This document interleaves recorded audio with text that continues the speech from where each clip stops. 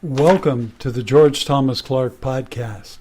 Today, I had a rather stimulating first in my life, and one that you may have experienced yourself in recent weeks, and that is a video appointment with your doctor. Every time I've ever conferred with any doctor for any reason, it's been in person or occasionally over the phone.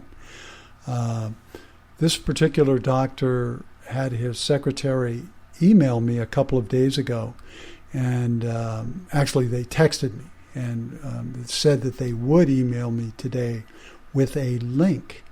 And I thought, I certainly hope that link works, and it did. And then all of a sudden, there in beautiful color was the fresh-faced young doctor, who I'm guessing is about 30 years younger than I. Now, I still consider myself young, but if I'm 30 years older than a physician, I can't possibly be as young as I used to be. I can remember more than 30 years. I was at a doctor in Sacramento. I currently live in Bakersfield, and this young fellow, I had bronchitis, and this young fellow came in, and I knew it instantly. I thought, here, for the first time in my life, I'm in the presence of a physician who is younger than I, in this case, by a few years. So this is a gentleman who's a little bit older than that fellow was then. I'm guessing, say, mid-30s.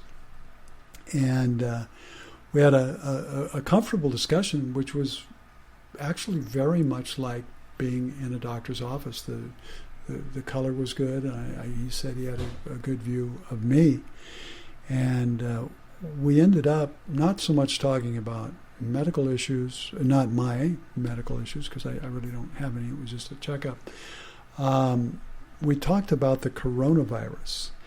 And I read about the pandemic every day, but not with the insight of an MD or a scientist, an Anthony Fauci or this gentleman, and really many thousands of other doctors. And certainly we all know that they, or should know, that they read with much greater insight than Donald Trump.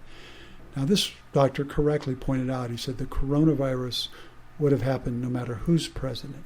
The issue is, how bad would it have been if we had had a president who was more on the ball?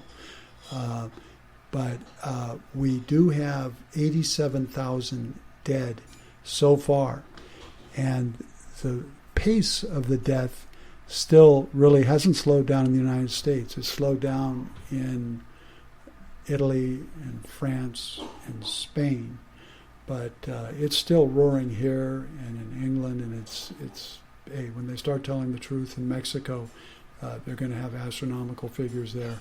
I fear the same will be true in Russia and probably in Africa as well.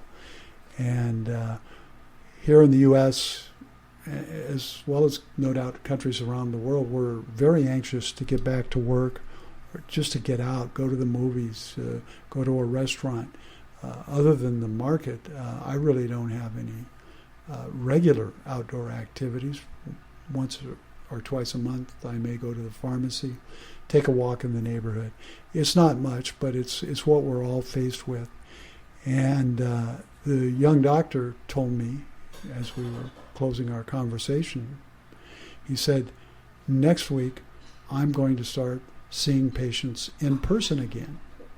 So despite the comfort and the safety of being separated, he said that his patients want to come in and interact with him in person.